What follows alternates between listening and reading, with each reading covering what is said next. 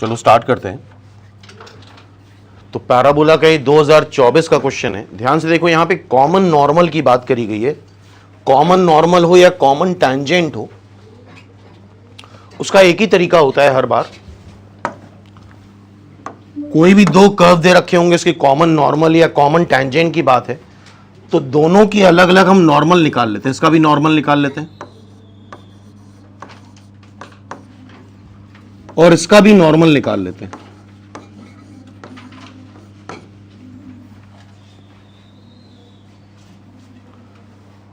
और अगर दोनों सेम चीज है, मतलब कॉमन टैंजेंट हो या कॉमन नॉर्मल हो,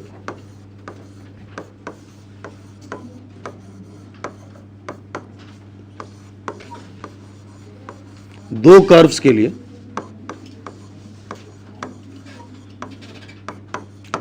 तो करना यह होता है, दो अलग अलग स्ट्रेट लाइंस आ जाएंगे हमारे पास। लिखते चलो साथ में।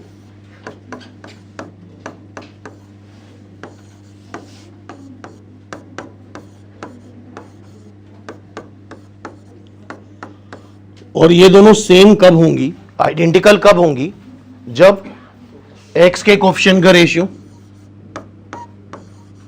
इज इक्वल टू y के कोएफिशिएंट का ratio is equal to constant term का रेशियो बराबर आता है। ठीक है भाई, इतना तुम्हें पता है। अब बेसिकली इस प्रॉब्लम में जो दिक्कत आई स्टूडेंट को, ये आई कि इस तरह की इनइक्वलिटी देख के घबरा गए लोग कि ऐसी इनइक्वलिटी कैसे आएगी। यार तुम अपना काम स्टार्ट करो, अगर इनइक्वलिटी आनी होगी तो आ जाएगी अपने आप। सबसे पहले ये बताओ जरा, Y square is equal to 4ax का जो नॉर्मल होता है इन टर्म्स ऑफ स्लोप होता है y is equal to mx minus 2am minus am cube. लिखो। तो यहां पे क्या हो रहा है, यहां पे बस a की जगह b आ गया, a की जगह b आ गया है, तो ये हो जाएगा y is equal to mx minus 2bm minus bm cube. Clear है बात? और ध्यान से देखो यहां पे क्या हो रहा है, सिंपली आगे के लिए याद रखना, इसका जो वर्टेक्स होगा, इस कोऑर्डिनेट को जीरो करो, x इज इक्वल टू क्या आएगा -c, y is equal to 0। बस करो, ये दोनों सेम ही है, दोनों standard parabola Y square is equal to 4ax ही है। बस करो ये कि इस नॉर्मल में यार यहां पे b की जगह a हो गया है और x की जगह x प्लस सी रख दो। क्या रख दो x की जगह? याद रहेगा, x की जगह क्या रख दें? x प्लस सी, और b की जगह a रख दो। तो y is equal to m x plus C minus 2am minus am cube. ये दोनों ही नॉर्मल है और सेम है, मतलब दोनों लाइन सेम है, दोनों लाइन आइडेंटिकल हैं, दोनों लाइन कोइंसिडेंट हैं, सिमिलर हैं, सेम टू सेम है। तो क्या करते हैं, x के कोएफिशिएंट का रेशियो प्रॉपर्ली लिख लेते हैं। इधर वाला नॉर्मल पहले तो लिखते हैं mx minus y minus 2bm plus bm cube equal to 0, mx minus y minus 2bm, यहां b नहीं आएगा, that is a minus 2 am plus am cube, और साथ में क्या आ रहा है, प्लस mc। हाँ भाई चेक करो, ये दोनों सेम नॉर्मल है। देखो x का कोएफिशिएंट तो सेम ही आ रहा है, y कोएफिशिएंट सेम आ रहा है, सिर्फ क्या कर दें, कांस्टेंट टर्म अगर सेम कर दें तो काम बन जाएगा हम लोगों का।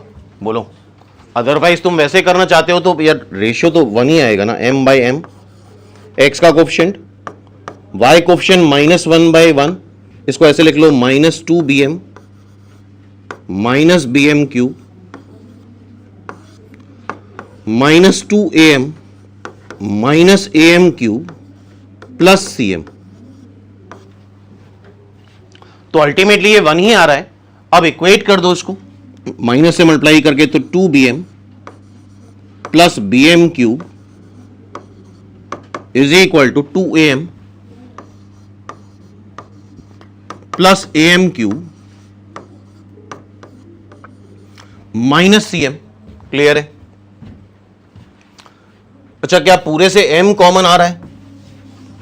इसको उधर ले जाते हैं पूरा, a minus B M cube two a minus B M minus C M equal to 0। m cancel हो जाएगा या m कॉमन ले लो।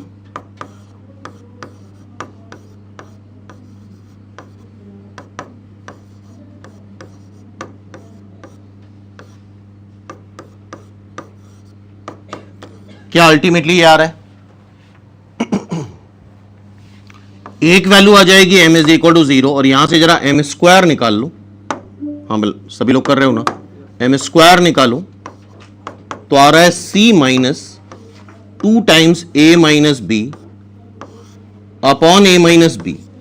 अच्छा, कोऑर्डिनेट ज्योमेट्री में एवरीथिंग इज रियल, तो m भी रियल होगा। तो बताओ जरा, m स्क्वायर क्या ऑलवेज पॉजिटिव आएगा?